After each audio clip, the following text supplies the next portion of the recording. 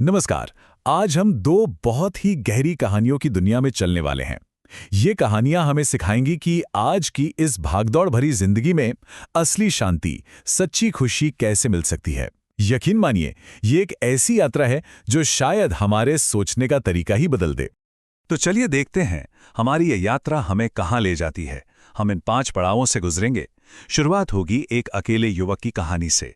फिर हम मिलेंगे एक ऐसे अमीर आदमी से जिसके पास सब कुछ होकर भी सच पूछिए तो कुछ भी नहीं था। और आखिर में उस एक गहरे सबक को समझेंगे जो इन दोनों कहानियों को आपस में जोड़ता है। तो हमारी पहली कहानी एक ऐसे नौजवान की है जिसके दिल में ना एक बहुत गहरा दर्द था। उसे ऐसा लगता था कि इस पूरी मतलबी दुनिया में उसका कोई नहीं है, वो बिल्कुल अकेला है। सोचिए, अकेलेपन का ये बोझ इतना ज्यादा बढ़ गया कि उसने अपना घर-बार सब छोड़ दिया और बस निकल पड़ा। और फिर चलते चलते आखिरकार वो एक गुरु के आश्रम पहुंचा। वहां उसे एक नई बात पता चली कि असली अकेलापन वो नहीं जो बाहर दिखता है, बल्कि वो है जो हमारे अंदर होता है। एक ऐसी अवस्था जो ध्यान के जरिए मिलती है और हमें सच के और करीब ले जाती है। तो युवक सीधा गुरु के पास गया और बड़े यकीन से बोला, मैं तो आपके शिष्यों से भी आगे हूं, मैं तो सच में अकेला हूं। उसकी ये बात सुनकर गुरु बस मुस्कराए, उसे बहुत गहरी नजरों से देखा और फिर एक ऐसा सवाल पूछा जिसने उस युवक को पूरी तरह से चौंका कर रख दिया। युवक ने ये सुनते ही फौरन पीछे मुड़कर देखा, मगर वहां तो कोई था ही नहीं। वो एकदम हैरान रह गया। उससे बिल्कुल समझ नहीं आया कि गुरु आखिर किस भीड़ की बात कर रहे हैं। उसने तुरंत गुरु का शिष्य बनने की गुजारिश की और गुरु ने उसे स्वीकार भी कर लिया, लेकिन एक शर्त पर, 30 दिन की चुनौती, जिसमें उसे हर रोज ध्यान करना होगा। और इसके बाद जो शुरू हुआ वो एक बहुत ही अजीब खेल था। हर रोज गुरु उस युवक से मिलते और उसके अकेले होने के दावे पर ऐसे सवाल उठाते जो उसे और ज्यादा उलझा देते थे। जैसे जैसे दिन बीत रहे थे, युवक की निराशा बढ़ती जा रही थी और गुरु थे कि उनके रहस्यमयी सवाल खत्म ही नहीं हो रहे थे। पर वो सवाल असल में उसे एक बहुत जरूरी एहसास की तरफ धकेल रहे थे।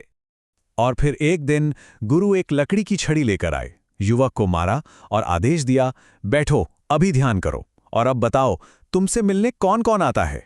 बस उस एक पल में जब उसे जबरदस्ती शांत कराया गया तो जैसे उसके दिमाग के सारे दरवाजे खुल गए और पहली बार उसे वो भीड़ साफ साफ दिखाई दी जिसका जिक्र गुरु रोज करते थे। तो असलियत ये थी कि भीड़ बाहर कभी थी ही नहीं। भीड़ तो उसके अपने मन के अंदर थी।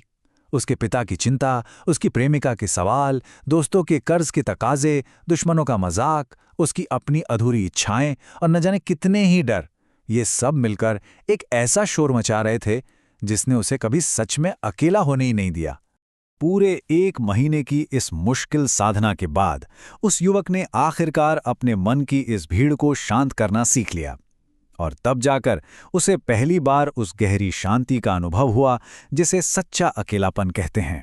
चलिए अब चलते हैं हमारी दूसरी कहानी की तरफ, जो आज की दुनिया पर एक बहुत तीखा सवाल उठाती है।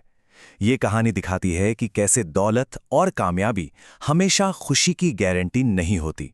ये कहानी है सेठ नानंद की, एक ऐसा आदमी जिसने वो सब कुछ हासिल कर लिया था जो वो कभी चाहता था, लेकिन फिर भी अंदर से वो एकदम खोखला, एक गहरा खालीपन महसूस करता था। सोचिए, एक आदमी जिसके पास दुनिया की सारी दौलत थी, वो अक्सर अकेले में रोता था और उन दिनों को याद करता था जब उसकी जेब तो खाली थी लेकिन दिल खुशियों से लबालब भरा था। और यही तो जिंदगी का सबसे बड़ा विरोधाभास है ना? उसने अपने बेटों को बताया कि ये सोना चांदी, ये आलीशान महल, ये सब कुछ मिलकर भी मेरे दिल के अंदर जो एक खालीपन है ना, उसे नहीं भर सकते।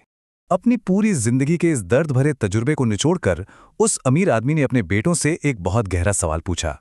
उसे ये एहसास हो चुका था कि जिस दौलत के पीछे वो अपनी पूरी जिंदगी भागा, वो सब तो यहीं की यहीं रह जाएगी। उसे लगा जैसे उसकी पूरी जिंदगी ही बेकार चली गई। और बस इसी एहसास ने उसे अपने बेटों को एक और भी ज्यादा गहरे सवाल का जवाब खोजने का काम सौंपने पर मजबूर कर दिया। अब कहानी वापस वहीं उसी गुरु के पास लौटती है। अमीर व्यापारी की कहानी सुनाने के बाद वो अपने शिष्यों की ओर मुड़ते हैं और उनसे वही सवाल पूछते हैं।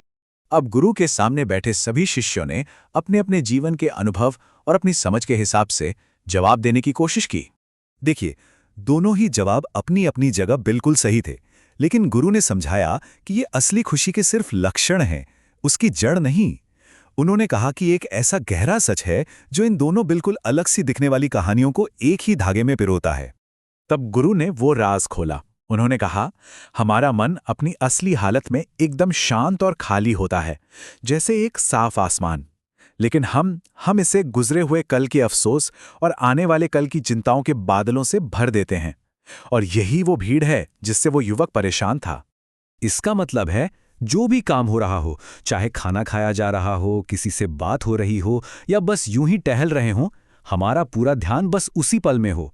हमारा मन, हमारा शरीर और हमारी आत्मा सब एक साथ उसी एक क्षण में मौजूद हों। और ध्यान ही वो शक्तिशाली औजार है जो हमें इस भीतरी भीड़ को काबू करना सिखाता है।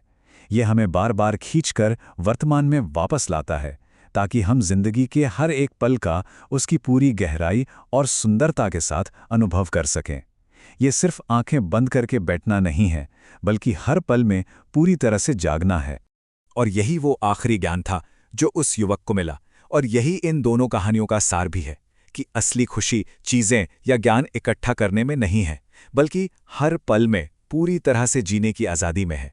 अतीत के बोझ और भविष्य की चिंता से मुक्त होकर बस इस पल में होने में। और शायद यही दुनिया की सबसे बड़ी दौलत है।